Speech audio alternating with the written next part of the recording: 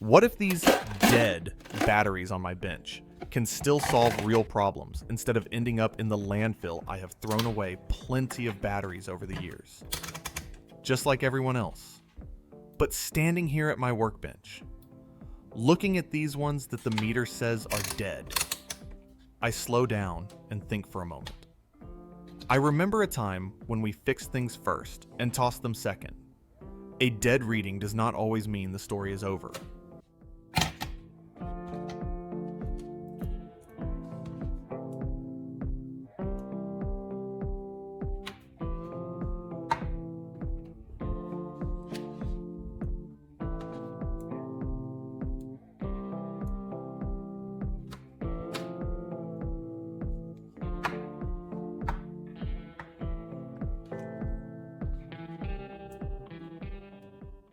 Sometimes it just means the energy is hidden or stuck where it cannot reach.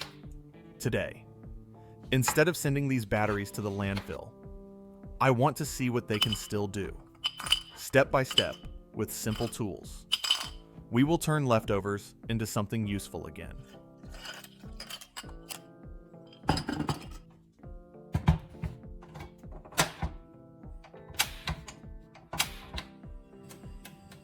I place the drained batteries into a pan and warm them gently on the stove for a short moment.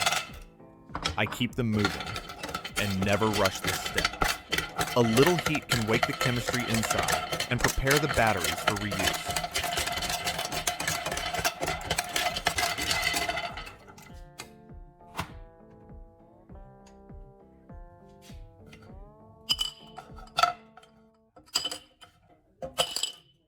Once the batteries cool down, I move to the next step and take them apart carefully. Using pliers, I gently peel back the metal casing. I do this slowly because rushing only makes a mess and can damage what we want to save.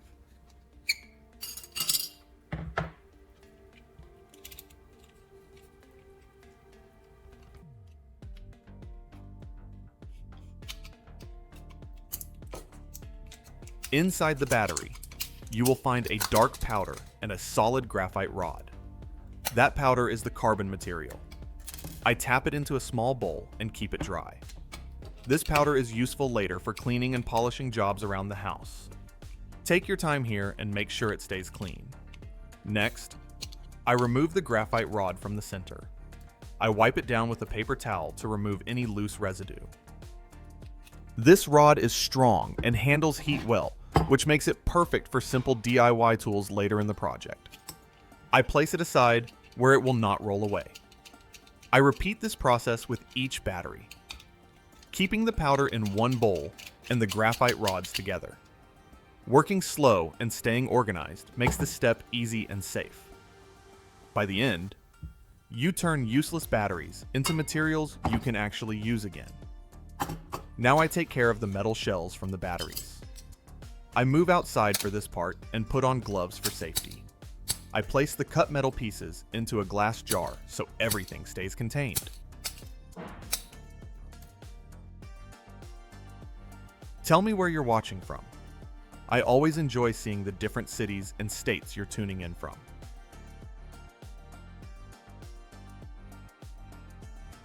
Then I slowly pour in the acid solution, just enough to cover the metal.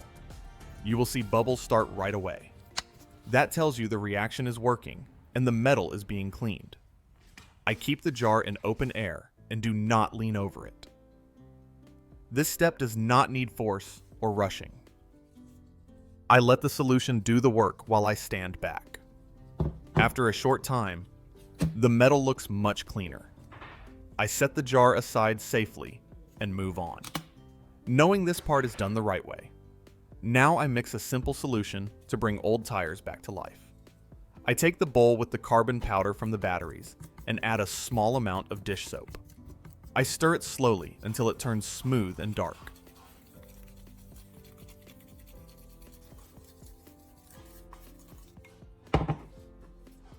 Then I spray in a little WD-40 and mix again until everything blends evenly. You do not need a lot here. A small amount goes a long way. The soap helps clean the rubber, the carbon helps restore the color, and the WD-40 helps it soak in. When the mixture looks creamy and consistent, it is ready to use on the tire. Now it is time to test the mixture on the tire. I take an old tire that has turned gray and dry over the years.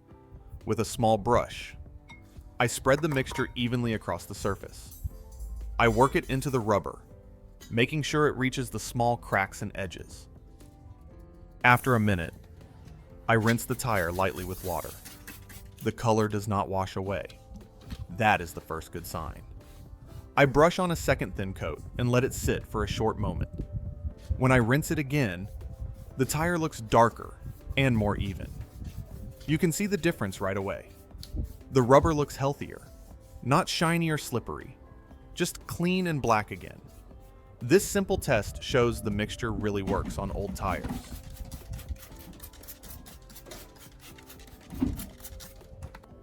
Now I move on to preparing the charger shell to become the body of the soldering tool. I take an old phone charger that no longer works and open the plastic case carefully with a small screwdriver. I remove the circuit board and the metal plug pins, leaving only the empty shell.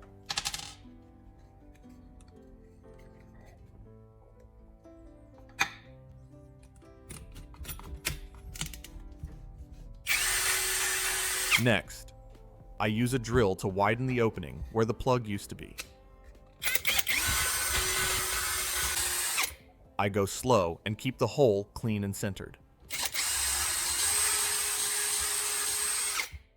This shell will protect your hand later, so it needs to feel solid and comfortable to hold.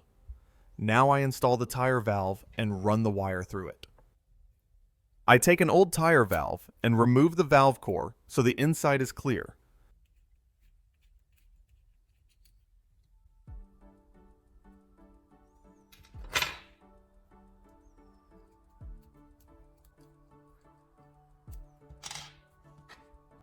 Then I push the valve into the hole I drilled in the charger shell, feeding it from the inside out so it locks in place.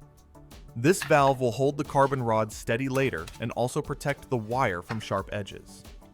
Next, I take a short piece of electrical wire and strip both ends so the copper is exposed.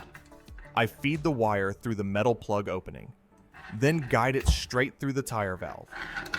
Pull it slowly so the insulation does not tear. When the wire slides smoothly and feels snug inside the valve, I know it is set up correctly and ready for the next step. At the charger end, you take the wire and connect it to a metal washer. Wrap the copper tightly around the washer so it stays firm and does not slip. This gives you a solid contact point.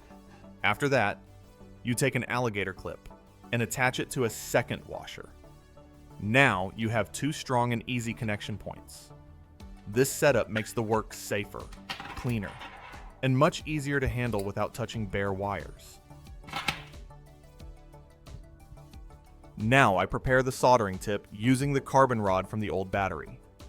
I take the graphite core I saved earlier and gently heat it with a lighter to dry it completely.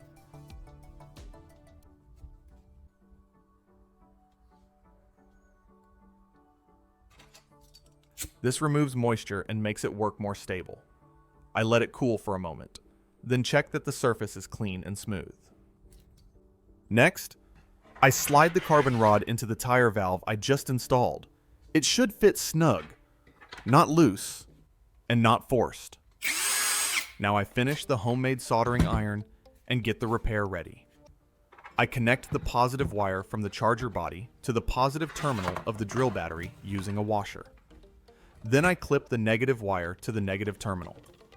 I make sure everything is tight and not touching by accident.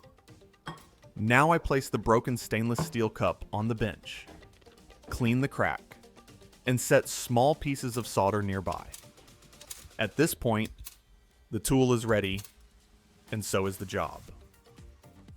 Now, I solder the stainless steel cup handle back in place. I dip a cotton swab into the acid solution and lightly coat the joint where the handle broke. This helps the solder flow and stick. I place a small piece of solder on the joint, then bring the carbon tip in slowly. As the tip heats the metal, The solder melts and spreads into the crack. I keep steady pressure and take my time. After a few seconds, the handle is solid again.